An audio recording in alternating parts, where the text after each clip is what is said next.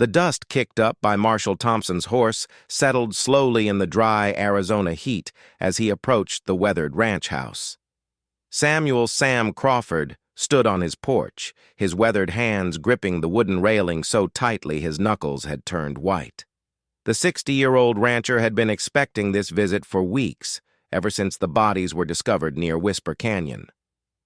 "Sam Crawford, you're under arrest for the murder of 3 Apache men found on your property," Marshal Thompson announced, his voice carrying across the empty yard. The words hung in the air like a death sentence, which in many ways they were. Crawford had worked this land for 35 years. He had built his ranch from nothing, survived Apache raids, droughts, cattle rustlers, and the harsh realities of frontier life. His neighbors respected him as a fair man who had always maintained peaceful relations with the local Apache tribes, often trading supplies and providing water rights during the worst dry spells. That reputation meant nothing now. The 3 bodies had been discovered by a traveling merchant who had stopped to water his horses at the creek running through Crawford's property. The Apache men had been shot execution style, their hands bound behind their backs. What made the discovery even more damning was that one of the victims was recognized as Joseph Running Bear, a respected Apache leader who had been working to negotiate peaceful coexistence between his people and the white settlers. As the iron shackles clicked around his wrists, Crawford's mind raced back to that terrible night, 2 weeks earlier. He had been awakened by the sound of gunshots echoing across his property. By the time he had dressed and grabbed his rifle, whoever had done the killing was long gone. He had found the bodies at first light, and his heart had sunk when he recognized Joseph Running Bear among the dead. Crawford knew he should have reported the murders immediately, but something had held him back. In his 35 years on this land, he had learned that the truth was often more complicated than it appeared. The positioning of the bodies, the way they had been bound, the deliberate placement near his property line, it all felt orchestrated, designed to frame him for a crime he would never commit. The wagon ride to town was a journey Crawford had made hundreds of times, but never under these circumstances. Each bump and jolt of the wheels reminded him that he might never see his ranch again. The cottonwood trees that lined the creek, the red rock formations that had served as landmarks for decades, the distant mountains that had watched over his land through countless seasons, all of it might soon belong to someone else. Word of his arrest spread quickly through the territory. By the time they reached the jailhouse, a crowd had already gathered. Some faces showed curiosity, others displayed anger, and a few revealed something that troubled Crawford even more: satisfaction. These were people who seemed pleased to see him brought down, as if his arrest served some purpose he didn't yet understand. Sheriff Williams, a man Crawford had known for 15 years, couldn't meet his eyes as he processed the paperwork. "I'm sorry, Sam," Williams muttered as he locked the cell door. "Evidence is pretty clear-cut. Territory prosecutor is calling for a quick trial." The cell was small and dark, with only a narrow window that provided a view of the street outside. Crawford watched as people passed by, some stopping to peer in at the man who had supposedly murdered 3 Apache in cold blood. Children pressed their faces against the bars, wide-eyed with the excitement of seeing a real killer. Their parents pulled them away quickly, whispering warnings about what happened to men who took the law into their own hands. That first night in jail, Crawford lay awake on the thin mattress, staring at the ceiling and trying to piece together the events that had led to this moment. The murders hadn't been random acts of violence. They had been calculated, planned, and executed with precision. Someone had wanted Joseph Running Bear dead, and they had wanted Crawford to take the blame. Running Bear had been more than just an Apache leader. He had been a bridge between 2 worlds, working tirelessly to prevent the kind of conflicts that had torn apart other parts of the territory. His death would likely shatter the fragile peace that had existed in the region for the past 5 years. Without his moderating influence, younger Apache warriors might be driven to violence. giving certain parties exactly the excuse they needed to justify more aggressive action against the tribes. Crawford had attended several of the peace talks that Running Bear had organized. The Apache leader had spoken passionately about finding ways for both peoples to share the land without bloodshed. He had convinced many of his warriors to try farming and ranching instead of raiding. He had even helped track down Apache raiders from other tribes who had broken the peace agreements. Running Bear's work had been making a real difference, which meant his death would benefit those who profited from conflict and instability. The more Crawford thought about it, the more convinced he became that he was being used as a pawn in a much larger game. Someone had orchestrated not just the murders, but his frame-up as well. They wanted him out of the way for reasons that went beyond simple revenge or land disputes.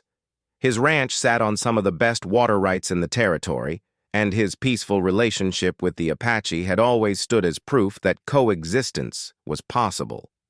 During his second day in jail, Crawford received an unexpected visitor. Maria Sandoval, the daughter of a Mexican rancher who lived 20 miles south, had ridden into town specifically to see him. Maria had known Crawford since she was a child, and she had never believed he was capable of murder. "My father wanted me to tell you something," Maria whispered through the cell bars, glancing around to make sure no one was listening. "The night those men were killed, he saw riders heading toward your property. 5 men, maybe 6, riding hard and keeping to the shadows.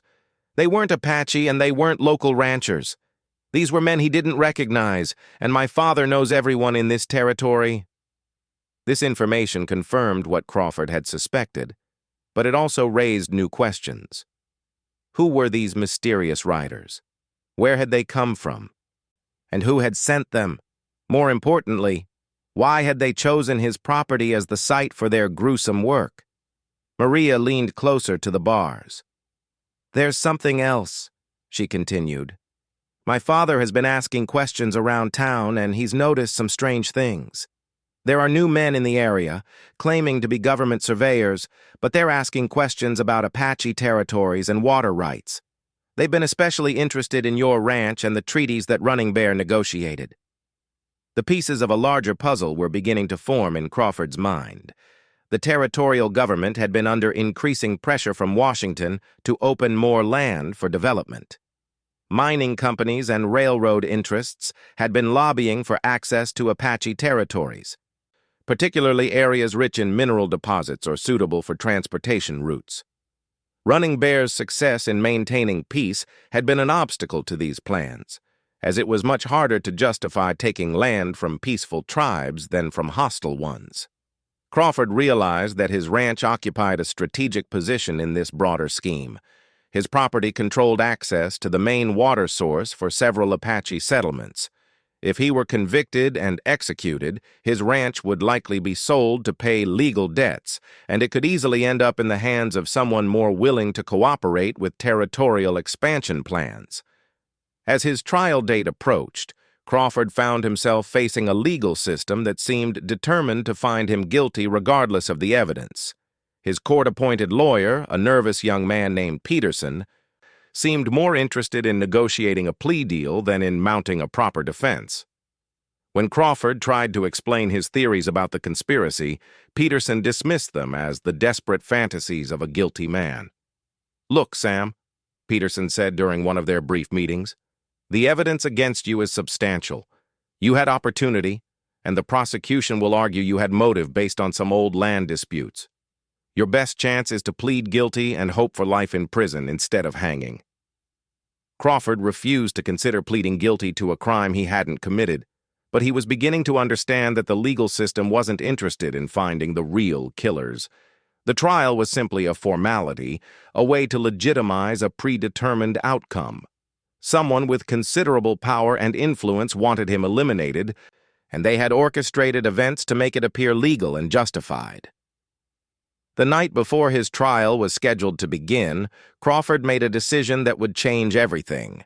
If he was going to die, he would not go quietly. He would use whatever time remained to him to expose the truth, even if no one wanted to hear it. The conspiracy that had cost Running Bear his life and was about to cost Crawford his, would not remain hidden. He began to recall every detail of his relationships with various territorial officials, every conversation about land rights and Apache territories, every suspicious character who had shown unusual interest in his property over the past year. Somewhere in those memories lay the key to understanding who was behind the murders and why they needed him eliminated. Crawford also thought about the Apache secret that Running Bear had shared with him during their last meeting, just 3 days before the murders. It was information that could change the balance of power in the entire territory, and it was knowledge that certain people would kill to keep hidden.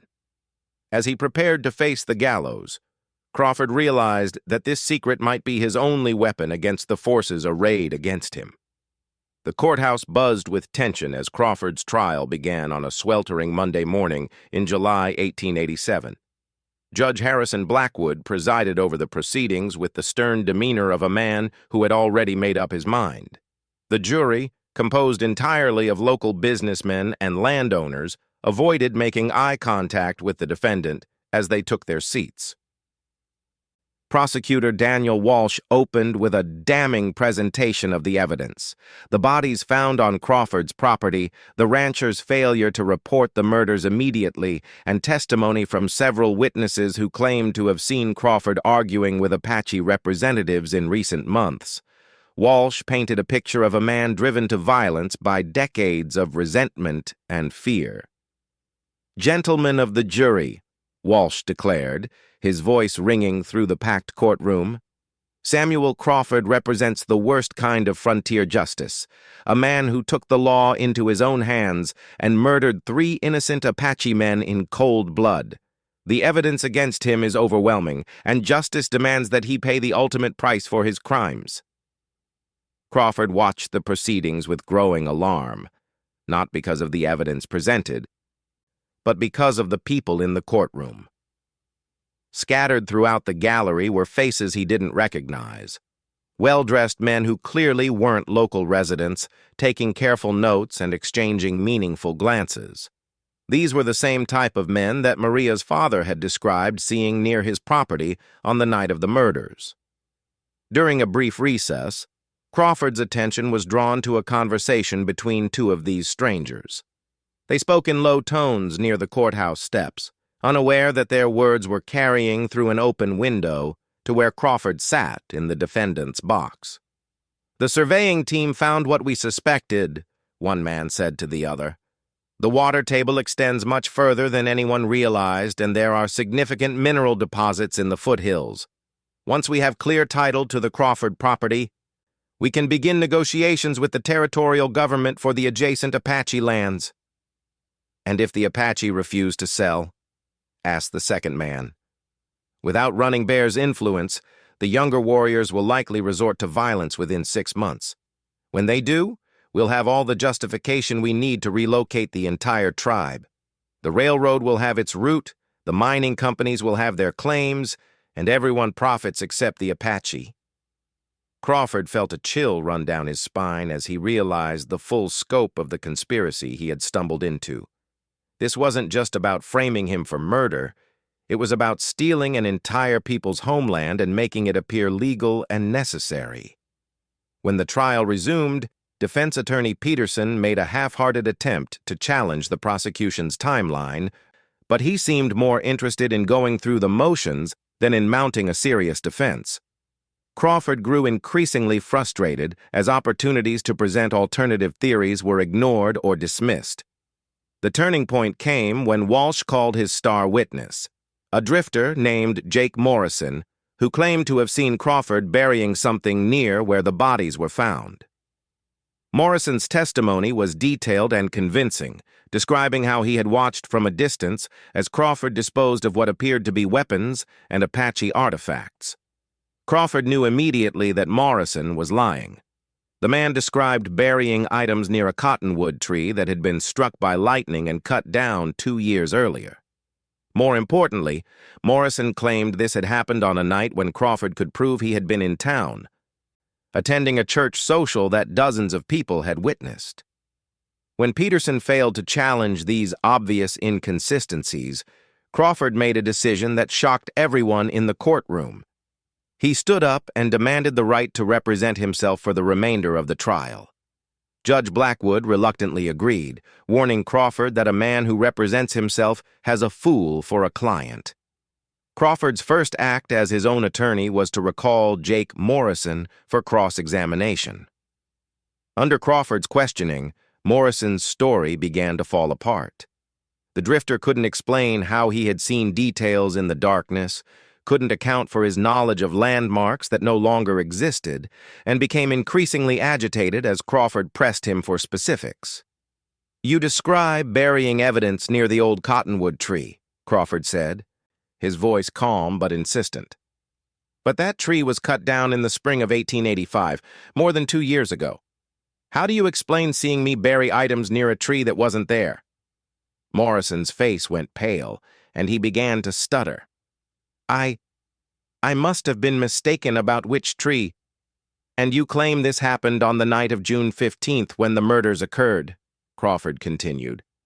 "But I have 12 witnesses who can testify that I was at the church social that night, helping to serve dinner and participating in the evening prayers. Would you like to explain how I could be in 2 places at the same time?" The courtroom erupted in murmurs as Morrison's credibility crumbled. Judge Blackwood called for order, but Crawford could see that his cross-examination had planted seeds of doubt in the minds of some jury members. Crawford's next move was even more dramatic. He called Maria Sandoval to testify about the mysterious riders her father had seen on the night of the murders. Despite objections from Prosecutor Walsh, Judge Blackwood allowed her testimony, and Maria's account of the unidentified horsemen created more cracks in the prosecution's case. But Crawford's most powerful moment came when he chose to testify on his own behalf. Instead of simply proclaiming his innocence, he laid out his theory of the conspiracy in detail, naming the mining companies and railroad interests that stood to benefit from Apache land seizures. He described the conversations he had overheard and the suspicious behavior of the well-dressed strangers in the courtroom. "Gentlemen of the jury," Crawford said, looking each man in the eye, "I am not the real killer here.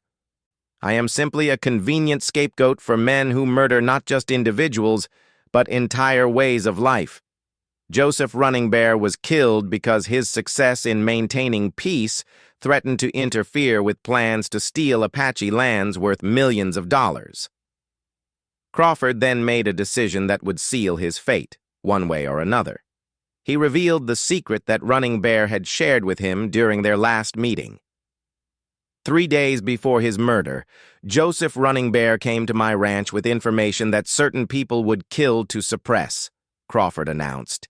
He had discovered that territorial officials had been systematically falsifying land surveys and mineral reports, understating the true value of Apache territories.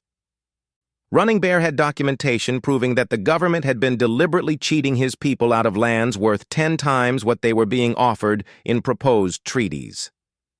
The courtroom fell silent as Crawford continued.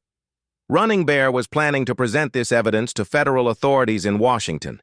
He was going to expose the corruption and demand fair compensation for his people. That's why he had to die, and that's why I had to be framed for his murder. Crawford reached into his shirt and pulled out a folded document. "This is a copy of one of the falsified surveys that Running Bear gave me for safekeeping. It shows the real mineral content of Apache lands compared to the official reports that have been filed with the territorial government." Prosecutor Walsh jumped to his feet, objecting that the document hadn't been properly introduced as evidence, but the damage was done. Several jury members leaned forward to get a better look at the paper, and the mysterious strangers in the gallery began whispering urgently among themselves.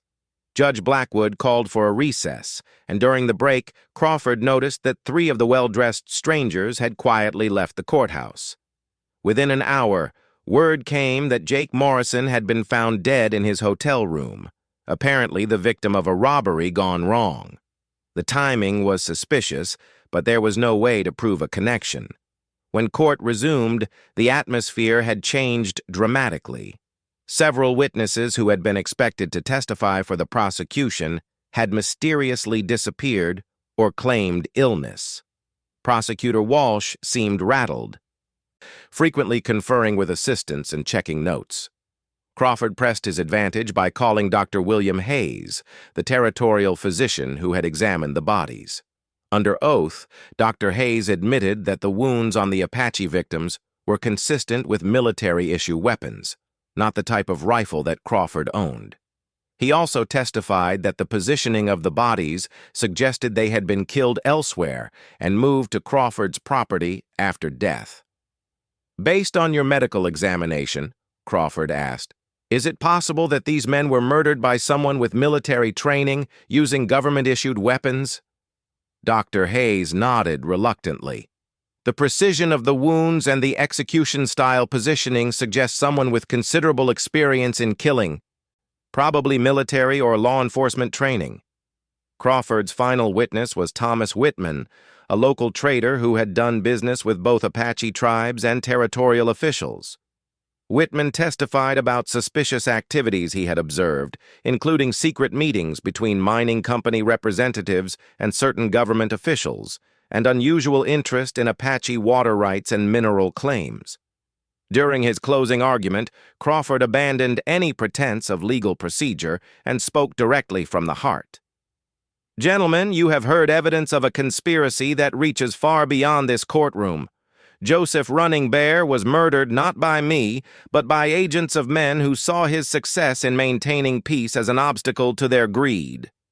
I have been framed not because I am guilty, but because my ranch stands in the way of their plans to steal Apache lands." Crawford held up the survey document again. "This paper represents the truth that certain people were willing to kill to suppress. It shows that the Apache have been cheated out of millions of dollars in mineral rights and land values. Joseph Running Bear died because he was going to expose this theft, and I am facing execution because someone needs a scapegoat." He paused, looking directly at the jury. "If you convict me based on the fabricated evidence presented by the prosecution, you will not just be executing an innocent man. You will be participants in the theft of an entire people's homeland. The choice is yours, but remember that history will judge your decision long after we are all gone." The jury deliberated for 3 hours, an unusually long time for what had seemed like an open and shut case. When they returned, the foreman stood with obvious reluctance. "We find the defendant," he paused, looking around the courtroom nervously, "guilty of murder in the first degree." The verdict hit Crawford like a physical blow, but he wasn't entirely surprised. The forces arrayed against him had too much power and too much at stake to allow justice to interfere with their plans. Judge Blackwood scheduled his execution for the following month, noting that the evidence, while circumstantial, was sufficient to warrant the death penalty. As Crawford was led back to his cell, he clutched the survey document that represented his only hope of posthumous vindication. He had failed to save himself, but he had planted seeds of doubt that might eventually grow into the truth. The Apache secret was no longer buried, and even if he died, others now knew what was at stake. The weeks following Crawford's conviction passed in a blur of legal appeals and desperate attempts to uncover more evidence. Word of his claims about the Apache conspiracy had spread beyond the courthouse, attracting the attention of federal investigators and newspaper reporters from as far away as Denver and San Francisco. Crawford's cell had become an unlikely center of activity as visitors arrived to hear his story firsthand.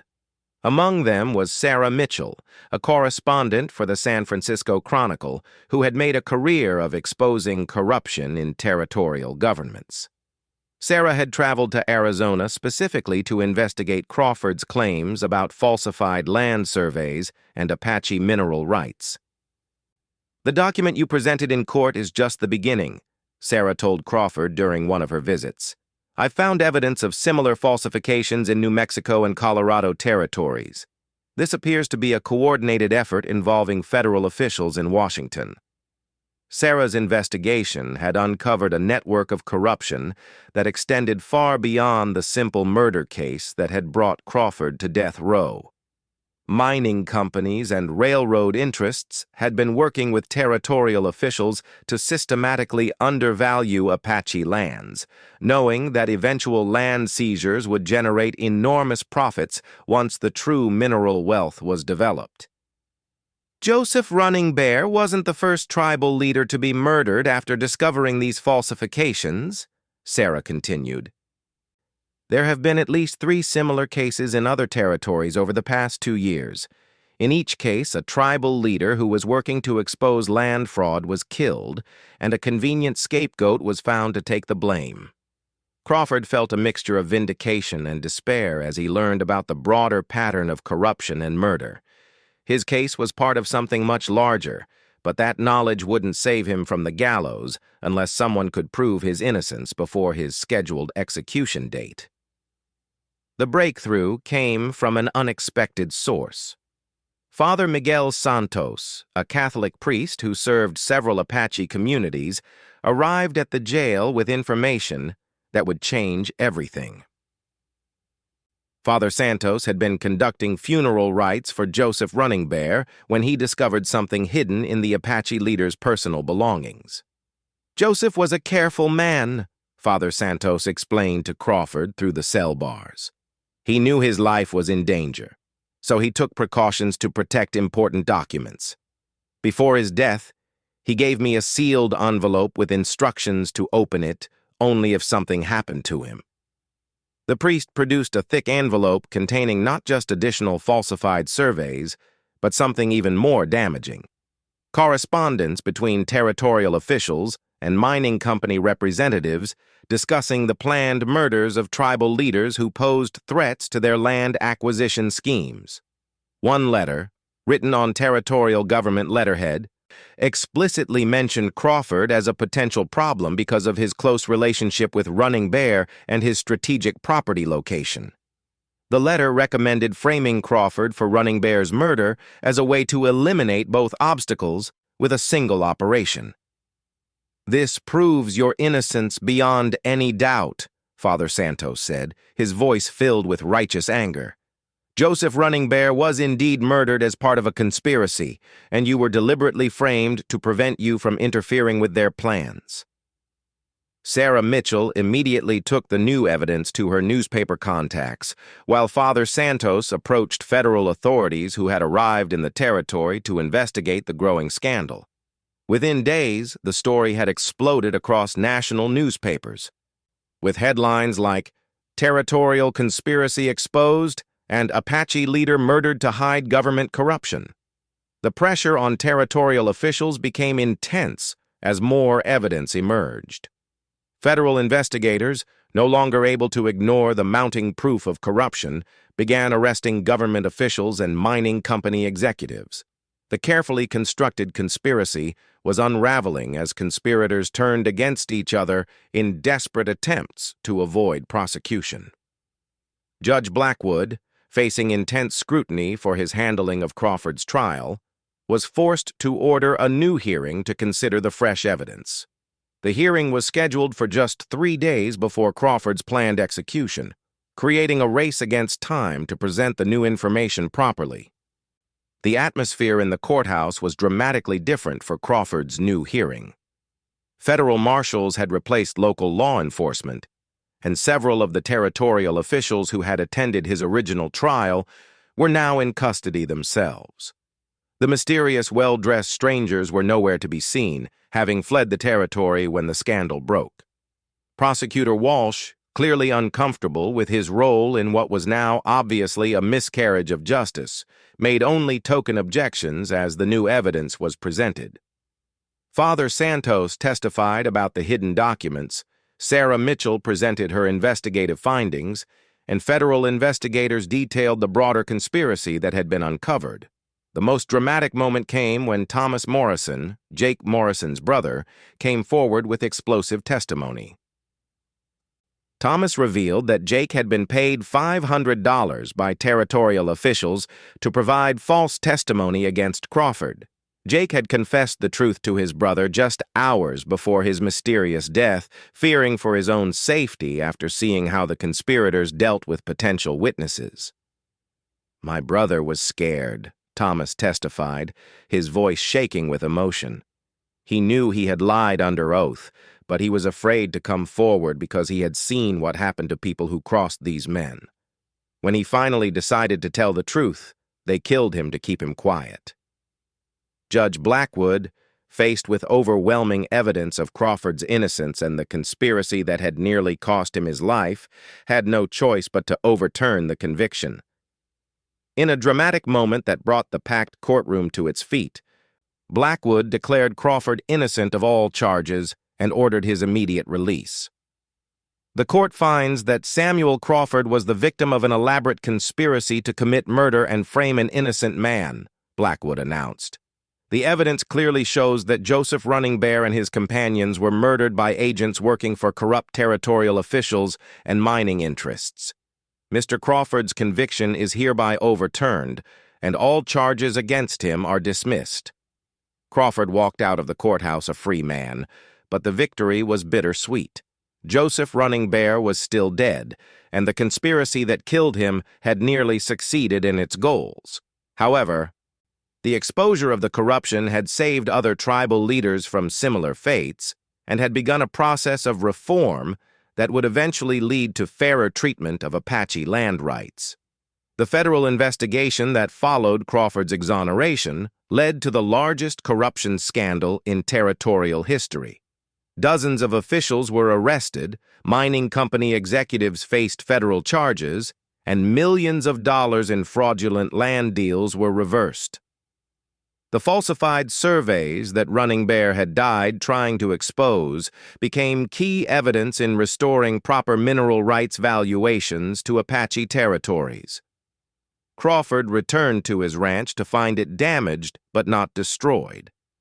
Neighbors who had shunned him during his trial now offered help in rebuilding, many expressing shame at having doubted his innocence. The water rights that had made his property so valuable became the foundation for a cooperative agreement with local Apache communities, fulfilling the vision of peaceful coexistence that Joseph Running Bear had died defending. Sarah Mitchell's newspaper series about the conspiracy won national recognition and helped expose similar corruption in other territories. Her investigation revealed that the pattern of murdering tribal leaders and framing convenient scapegoats had been used across the Western territories, leading to a complete overhaul of federal oversight for territorial land policies. Father Santos established a foundation in Joseph Running Bear's name to help protect Apache land rights and preserve the documents that had exposed the conspiracy. The foundation worked with federal authorities to ensure that tribal leaders had legal protection and that land surveys were conducted honestly and transparently. The Apache secret that Running Bear had died protecting, the true value of tribal lands and the systematic theft being perpetrated by corrupt officials, became public knowledge, leading to millions of dollars in compensation for cheated tribes. The water rights, mineral claims, and agricultural lands that had been undervalued were properly assessed, and fair market prices were established for any future negotiations.